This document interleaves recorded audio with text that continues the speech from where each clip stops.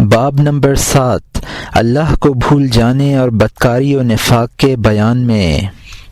حکایت: ایک عورت حسن بصری رحمۃ اللہ علیہ کے پاس آئی اور کہا کہ میری ایک جوان بیٹی مر چکی ہے، میں چاہتی ہوں کہ اس کو خواب میں دیکھوں، آپ مجھے کوئی ایسی بات بتلائیں جس سے میں اسے دیکھ سکوں۔ آپ نے اس کو کچھ بتلا دیا اور وہ اس کو خواب میں نظر آئی، قطران کا لباس پہنے ہوئے، اس کی گردن میں طوق، اس کے پاؤں میں آگ کی بیڑیاں پڑی ہوئی ہیں۔ صبح کے وقت عورت نے اس واقعے کی حسن بصری رحمۃ اللہ علیہ کو خبر دی۔ آپ نے افسوس کیا اور وہ چلی گئی۔ کچھ مدت کے بعد خود حسن بصری رحمۃ اللہ علیہ نے اس لڑکی کو خواب میں دیکھا کہ اس کے سر پر نورانی تاج ہے۔ لڑکی نے کہا، یا حسن، کیا آپ مجھے پہچانتے ہیں؟ میں اسی عورت کی لڑکی ہوں جو آپ کے پاس آئی تھی اور میری حالت سابقہ بیان کی تھی۔ آپ نے پوچھا، اب تو اس درجے پر کس طرح پہنچی اور تیری حالت کیوں کر اچھی ہو گئی؟ اس نے کہا، جب قبرستان میں مدفون تھی وہاں 550 آدمی عذاب میں گرفتار تھے۔ ایک دن ایک شخص وہاں سے گزرا اور ایک دفعہ اس نے رسول اللہ صلی اللہ علیہ وسلم پر درود پڑھا۔ اسی وقت آواز آئی کہ اس مرد کے درود بھیجنے کی برکت سے ان کا عذاب دور کر دو۔ ذرا غور کرنے کی بات ہے کہ جب ایک شخص کے محمد رسول اللہ صلی اللہ علیہ وسلم پر درود بھیجنے سے انہیں مغفرت حاصل ہو گئی، تو جو کوئی 50 سال آپ صلی اللہ علیہ وسلم پر درود بھیجے، کیا وہ قیامت کے روز شفاعت کا مستحق نہ ہوگا؟ نسیان کی مذمت کے بارے میں اللہ تعالی فرماتے ہیں، وَلَا تَكُونُوا كَالَّذِينَ نَسُوا اللَّهَ، اے ایماندارو، تم ان منافقوں کی طرح مت ہو جاؤ جو اللہ کو بھول گئے، یعنی اللہ کے احکامات کو چھوڑ دیا اور اس کی مخالفت پر کمر باندھی اور شہوات دنیاویہ میں مستغرق ہو گئے اور اس کے دام غرور میں پھنس گئے۔ رسول اللہ صلی اللہ علیہ وسلم سے پوچھا گیا کہ مومن اور منافق کی کیا تعریف ہے؟ فرمایا کہ مومن کی ساری ہمت نماز و روزے میں ہوتی ہے اور منافق کی ہمت بہائم کی مانند کھانے پینے، نماز و عبادت کے چھوڑنے میں ہوتی ہے۔ مومن صدقہ و خیرات و طلب و مغفرت میں مشغول ہوتا ہے اور منافق حرص نفسانی و خواہشات جسمانی میں لگا رہتا ہے۔ مومن سوائے اللہ کے ہر ایک شخص سے نا امید ہوتا ہے اور منافق ہر ایک شخص سے امید رکھتا ہے سوائے اللہ کے۔ مومن مال دیتا ہے مگر دین کو ہاتھ سے نہیں چھوڑتا، منافق دین کی پرواہ نہیں کرتا مگر مال پر مرتا ہے۔ مومن کسی کا خوف نہیں کرتا سوائے اللہ کے۔ مومن نیکی کرتا ہے اور روتا ہے اور منافق گناہ کرتا ہے اور ہنستا ہے۔ مومن خلوت و تنہائی کو پسند کرتا ہے اور منافق مخالطت و مجامعت کو۔ مومن بیج ڈالتا ہے اور اس کے خراب ہونے سے ڈرتا ہے اور منافق بیج نہیں ڈالتا اور اس کے کاٹنے کی امید رکھتا ہے۔ مومن امر بالمعروف کرتا ہے اور منکرات سے بچتا ہے اور اصلاح حال و نفس کرتا ہے اور منافق بری باتوں کی ترغیب دیتا ہے اور نیک کاموں سے روکتا ہے۔ جیسا کہ خدا نے فرمایا، منافق مرد اور منافق عورتیں ایک ہی سانچے میں ڈھلے ہوئے ہیں، برے کاموں کی اشاعت کرتے ہیں اور نیک کاموں سے روکتے ہیں اور بخل کرتے ہیں اور وہ اللہ کو بھول گئے، اللہ نے انہیں فراموش کر دیا۔ منافق واقعی بدکار ہیں۔ منافق مرد عورتوں کے لیے خدا نے جہنم تیار کی ہے جس میں ہمیشہ رہیں گے، اللہ کی ان پر لعنت ہے اور ان کے لیے ہمیشہ کا عذاب ہے۔ دوسری جگہ فرمایا ہے کہ اللہ منافقوں اور کافروں کو جہنم میں داخل کرے گا۔ پھر فرمایا کہ منافق لوگ جہنم کے ادنا طبقوں میں داخل کیے جائیں گے اور ان کا کوئی مددگار نہ ہوگا۔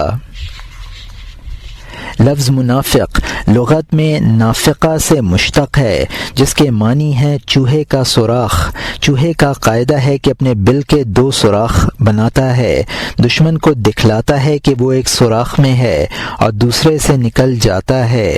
یہی حال منافق کا ہوتا ہے کہ ظاہر میں مسلمان ہوتا ہے اور باطن میں کافر، گویا چوہے کی طرح دیکھنے والوں کو فریب دیتا ہے، اسی وجہ سے اس کو منافق کہتے ہیں۔ حدیث میں ہے کہ منافق کی مثال اس اجنبی بکری کی مانند ہے جو 2 ریوڑوں کے درمیان میں آ جائے، کبھی ایک ریوڑ کی طرف جاتی ہے اور گاہے دوسرے کی طرف، اور کسی ایک میں قرار نہیں پکڑتی کیونکہ وہ ان سے مانوس نہیں ہوتی۔ ایسے منافق جو نہ تو بالکل مسلمانوں میں شامل ہوتا ہے نہ محض کافروں میں، اللہ تعالی نے دوزخ کے 7 دروازے بنائے ہیں، ہر ایک دروازہ لوہے کا ہے جس پر لعنت لکھی ہوئی ہے، ان کا ابرا تانبے کا ہے اور استر سکے کا، اس کے اندر عذاب ہے، اس کے اوپر غضب الہی ہے، اس کی زمین تانبے، کچ، لوہے اور سکے کی ہے، اس کے اوپر آگ ہے، نیچے بھی آگ، دائیں بھی آگ اور بائیں بھی آگ، اس کے طبقے ایک دوسرے پر چڑھے ہوئے ہوں گے، اس کا سب سے نچلا طبقہ منافقوں کے لیے ہے۔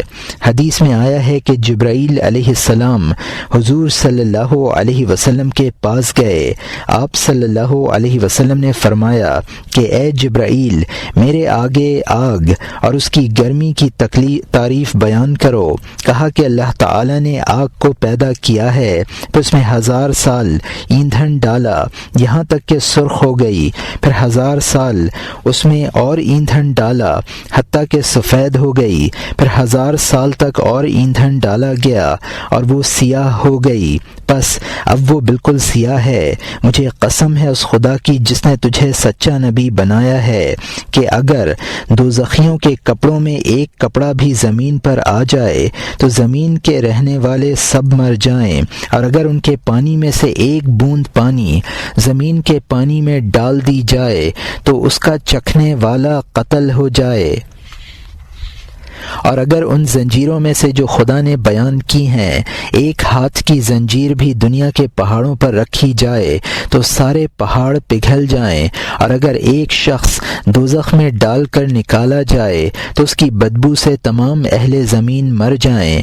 رسول اللہ صلی اللہ علیہ وسلم نے جبرائیل علیہ السلام سے پوچھا کہ جہنم کے دروازوں کی کیفیت سناؤ، کیا وہ ہمارے دروازوں کی مانند ہوتے ہیں؟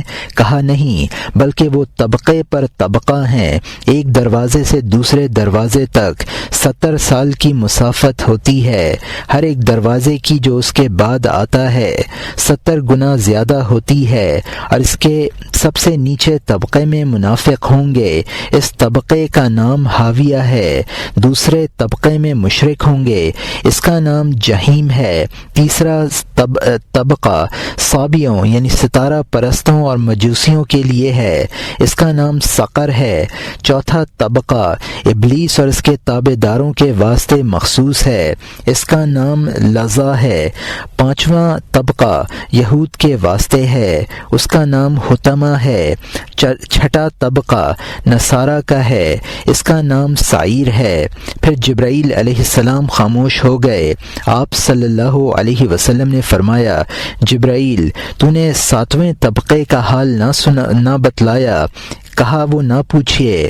آپ صلی اللہ علیہ وسلم نے فرمایا اس کا بتلانا ضروری ہے، کہا کہ اس میں آپ صلی اللہ علیہ وسلم کی امت کے کبیرہ گناہ کرنے والے ہوں گے جو بغیر توبہ کے مر گئے۔ روایت ہے کہ جب یہ آیت وَإِن مِّنكُمْ إِلَّا وَارِدُهَا ترجمہ کہ ہر ایک شخص دوزخ میں وارد ہوگا نازل ہوئی تو رسول اللہ صلی اللہ علیہ وسلم کو اپنی امت کی بڑی فکر ہوئی اور بہت سخت روئے۔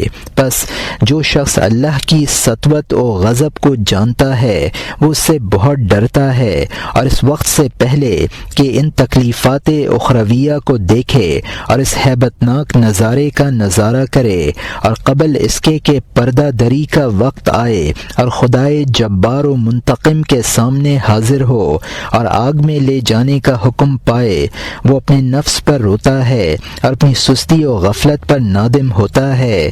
اس دن بہت سے بوڑھے پکاریں گے وہ اشیتا، یعنی اپنے بڑھاپے پر افسوس کریں گے۔ بہت سے جوان دوزخ میں پڑے ہوئے اپنی جوانی پر افسوس کریں گے، اور بہت سی عورتیں آگ پر ذلیل و رسوا ہوں گی، اور تیری امت کے چہرے اور چمڑے سیاہ ہوں گے، ان کی کمریں کبڑی ہو جائیں گی، بڑے کی عزت نہیں کی جائے گی اور چھوٹے پر رحم نہیں کیا جائے گا، عورتوں کی پردہ پوشی نہ کی جائے گی۔ الہی ہمیں آگ سے بچاؤ اور آگ کی عذاب سے محفوظ رکھو، اور ایسے عمل سے جدا رکھو جو آگ کے نزدیک کرے۔ اپنی رحمت سے اے عزیز و غفار ہمیں نیکوکاروں کے ساتھ جنت میں داخل کریں۔ یا الہی میرے عیبوں کو ڈھانپ لیجئے اور عذابوں اور خوفوں سے بچائیے، ہماری لغزشوں سے درگزر کیجئے اور اپنے سامنے ہمیں ذلیل و رسوا نہ کیجئے۔ اے ارحم الراحمین ہمیں اپنی رحمت کے سائے میں جگہ دینا اور ہمارے عیوب و نقائص کو معاف کرنا۔